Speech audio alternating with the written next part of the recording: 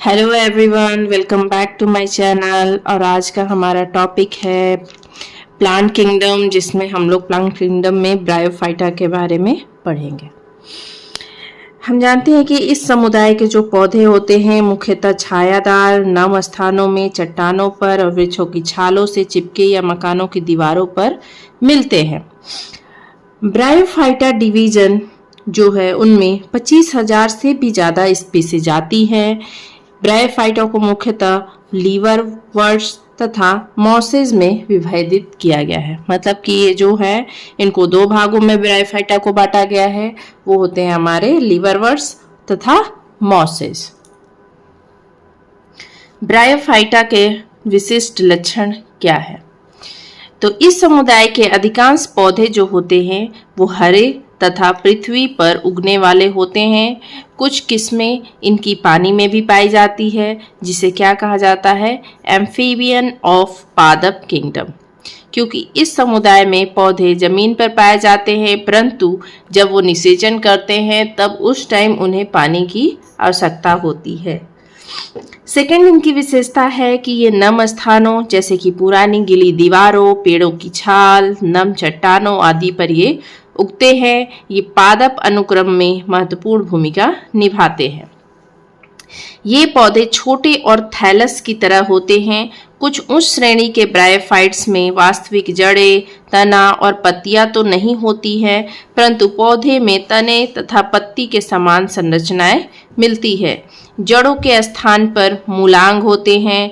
ये मूलांग पौधों को स्थिर रखने और भूमि से खनिज लवण को शोषण करने में सहायक होते हैं। मतलब कि जो हमारा जड़ का कार्य होता है वो सारे काम ब्रायोफाइटा में मूलांग करते हैं। जैसे जड़ हमारे पौधों को स्थिर रखते हैं, खनिज लवण को अवशोषित करते हैं, वैसे ही हमारे ब्रायोफाइटा में मूलांग का कार्य है। ब्रायोफाइटा में पानी तथा लवण के संवहन के लिए कोई भी संवहन ऊतक नहीं होता है। ये पौधे मुख्यतया समबीजाणुक होते हैं, अर्थात इनके बीजाणु संरचना, आकार तथा अनुपात में आपस में ये कैसे होते हैं? समान होते हैं। मुख्य पौधा युग्मकोद्भिद होता है, जिस पर जननांग उत्पन्न होते हैं। क्लोरोफिल की उपस्थिति के कारण यह स्वपोषित होता है। मतलब कि इसमें क्लोरोफिल है, तो इसकी वजह से ये अपना भोजन स्वयं बना पाते हैं। लैंगिक जनन जो होता है वो इनमें विषम युग्मक होता है। नर जननांग को पूर्णधानी कहते हैं और मादा जननांग को स्त्रीधानी कहते हैं। पूर्णधानी जो होता है वो बहुकोशिकीय जैकेट युक्त होता है, और जो स्त्रीधानी है या फ्लास्क की तरह होता है, यह भी बहुकोशिकीय और जैकेट युक्त होता है। मादा युग्मक को अंडगोल तथा नर युग्मक को हम लोग पुमड़ू बोलते हैं। नर युग्मक द्विकशाविक तथा गतिशील होते हैं और मादा युग्मक गतिहीन होते हैं। ज़्यादातर मामलों में, ज़्यादातर केसेस में जो मादा युग्मक है वो गतिहीन होती है और नर युग्मक ही क्या होते हैं? गतिशील होते हैं। निषेचन के लिए इनको पानी की आवश्यकता पड़ती है। पुमाड़ुओं को पानी में छोड़े जाने के बाद वे स्त्रीधानी के संपर्क में आते हैं। पुमाड़ु का अंडगोल से युग्मन हो जाता है। हमारा जो निषेचित अंडा है जो द्विगुणित होता है या बीजाणुद्भिद को जन्म देता है, जिसे हम लोग क्या कहते हैं? स्पोरोगोनियम।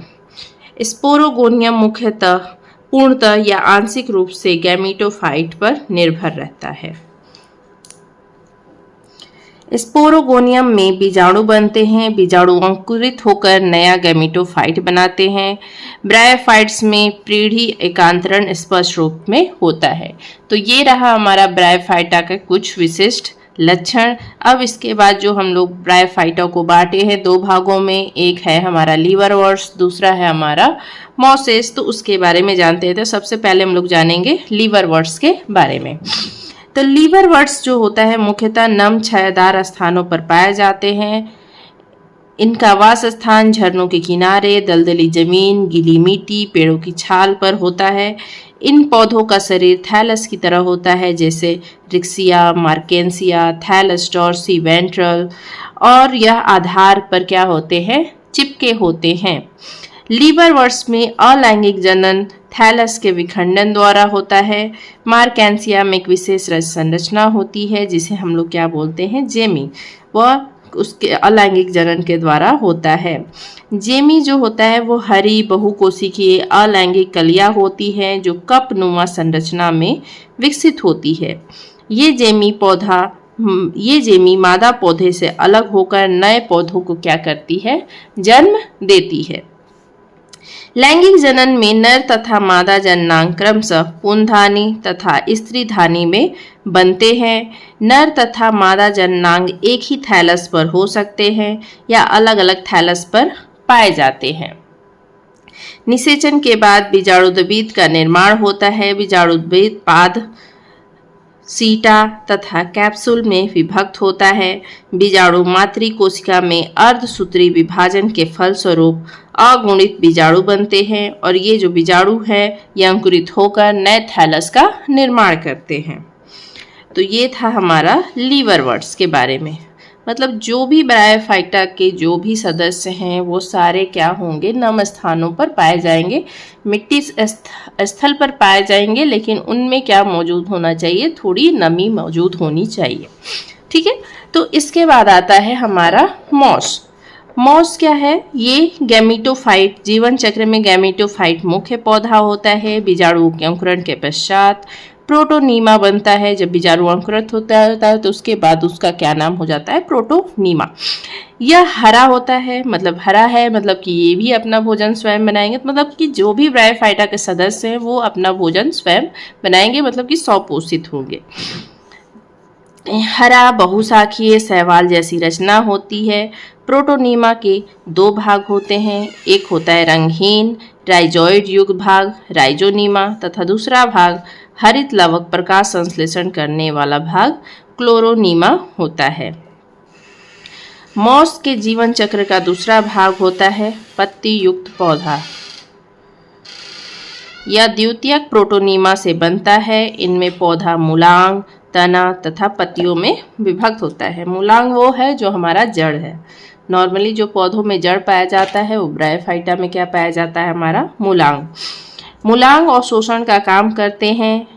पत्तियां तने पर सर्पिल रूप में लगी रहती है। पत्तियां प्रकाश संश्लेषण से पौधे के लिए भोजन बनाती है।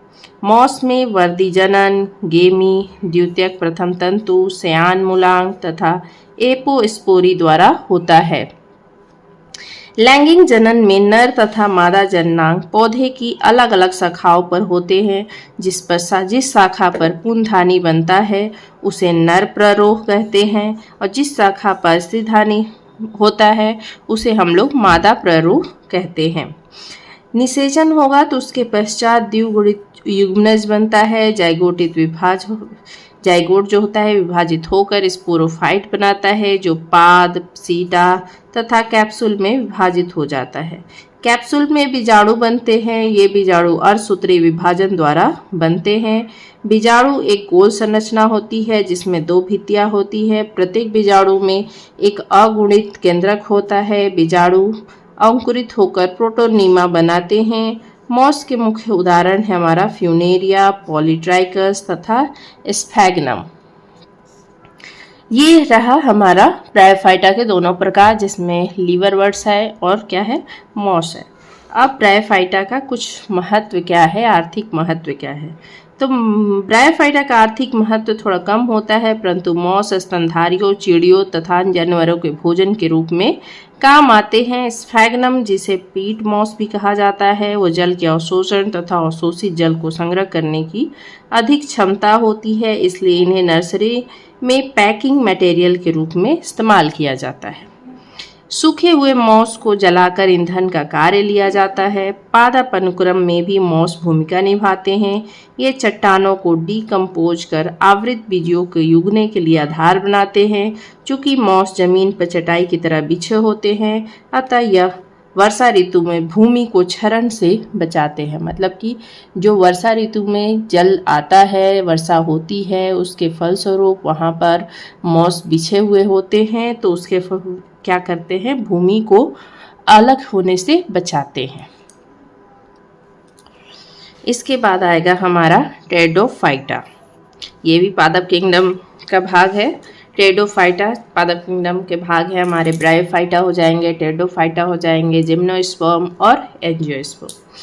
तो टेरिडोफाइटा को हम लोग वेसिकुलर क्रिप्टोगैमस भी कहते हैं। इस समुदाय के सभी पौधों में भ्रूण होता है तथा पीढ़ियों का एकांतरण भी होता है। इस वर्ग के जो पौधे होते हैं वो प्रायः शाकीय होते हैं तथा नम और छायादार स्थानों पर पाए जाते हैं। टेरिडोफाइटा में मुग्दर, मॉस, अश्व, बार तथा फर्न शामिल किए गए हैं। इस समूह में लगभग 10,500 स्पीसीज मिलती है। टेरिडोफाइट औषधि के रूप में तथा भूमि बाइंडर के रूप में काम आते हैं। इन्हें सजावटी पौधों के रूप में लगाया जाता है। विकास की दृष्टि से टेरिडोफाइट प्रथम स्थलीय पौधे हैं जिनमें जाइलम तथा फ्लोएम पाया जाता है।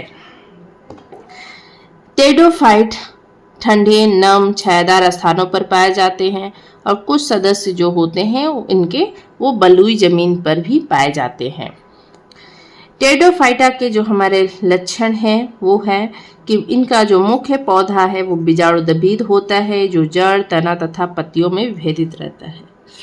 जो हमारे ब्रायोफाइटा के जो सदस्य थे उनमें जड़ की जगह पर मूलांग होते थे। तो इनमें पत्तियां छोटी जैसे कि सिलेजिनेला में या फिर पत्तियां बड़ी जैसे कि फर्न में होती है। इनमें संवहन ऊतक जाइलम तथा फ्लोएम में विभेदित होता है।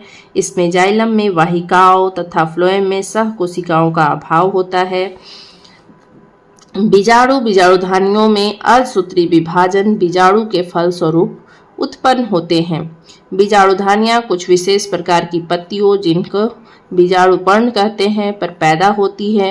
कुछ टेरिडोफाइट में बीजाणुपर्ण संगठित होकर स्ट्रोबेली या कोन्स बनाते हैं जैसे सिलेजिनेला इक्विजिटम। बीजाणु अंकुरित होकर युग्मकोदबीद को जन्म देता है जिन्हें प्रोथैलस कहते हैं। प्रोथैलस क्लोरोफिल युक्त थैलस की तरह का गैमेटोफाइट होता है। यह नम तथा छायादार स्थानों पर उगता है। युग्मकोदबीद पर नर जननांग अर्थात पूर्णधानियां और मादा जननांग अर्थात स्थिरधानियां उत्पन्न होती है। पूर्णधानियों में नर युग्मक तथा स्थिरधानियों में अंडगोल होता है। तो ये हमारे टेरिडोफाइट के कुछ विशिष्ट लक्षण थे जिसमें जो इनका पौधा होता है वो जड़, तना तथा पत्तियों में विभेदित रहता है। इनमें संवहन ऊतक पाए जाते हैं मतलब जाइलम और फ्लोएम ऊतक पाए जाएंगे और इनमें अर्धसूत्री विभाजन के द्वारा बीजाणु उत्पन्न होंगे। इसके बाद पुंगड़ुओं के संचरण के लिए पानी की आवश्यकता पड़ती है और ये तैरकर स्थिरधानियों के मुंह पर पहुंच जाते हैं। नर गैमीट के अंड से युग्मन के पश्चात जाइगोट बनता है। जाइगोट विकसित होकर बीजाणुदबीद को जन्म देता है। बीजाणुदबीद केवल शिशु अवस्था में युग्मकोदबीद पर आश्रित रहता है, नहीं तो वो स्वतंत्र रहता है। प्रायः टेरिडोफाइट्स में एक ही तरह के बीजाणु बनते हैं, परंतु कुछ टेरिडोफाइट जैसे कि सिलेजिनेला तथा साल्विनिया जिनमें दो तरह के बीजाणु बनते हैं। बड़े स्पोर्स को हम लोग मैक्रोस्पोर तथा छोटे स्पोर्स को हम लोग माइक्रोस्पोर्स कहते हैं। समान स्पोर पैदा करने वाले टेरिडोफाइट को होमोस्पोरस तथा असमान स्पोर वाले टेरिडोफाइट को हम लोग हेटेरोस्पोरस कहते हैं। हेटेरोस्पोरस टेरिडोफाइट में जाइगोट मातृ पौधे पर ही लगा रहता है। जाइगोट विभाजित होकर भ्रूण बनाता है और इस घटना को पौधों में बीज स्वभाव की उत्पत्ति माना जाता है। इन पौधों में निश्चित पीढ़ी एकांतरण होता है। तो ये रहा हमारा टेरिडोफाइट का लक्षण। टेरिडोफाइट के कुछ वर्ग, लक्षण और उदाहरण निम्नलिखित हैं। वर्ग होंगे साइलोप्सीडा में जो लक्षण होंगे वो पत्ती रहित और जड़ रहित पौधे होंगे। जो उदाहरण है साइलोटम। लाइकोस्पीडा जो होते हैं उनकी पत्तियां छोटी, हरी, तने संवहन ऊतक युक्त होते हैं मतलब कि जाइलम और फ्लोएम होंगे। उदाहरण है लाइकोपोडियम, सिलेजिनेला। स्फिनोसीडा में सल्क पत्तों की भांति पत्तियों वाले पौधे तने संधि युक्त होते हैं। उदाहरण है इक्विजिटम। टेरोप्सीडा में जटिल संवहन ऊतक बड़ी पत्तियों वाले पौधे होते हैं। इनके उदाहरण है टेरिस और ड्रायोटेरिस।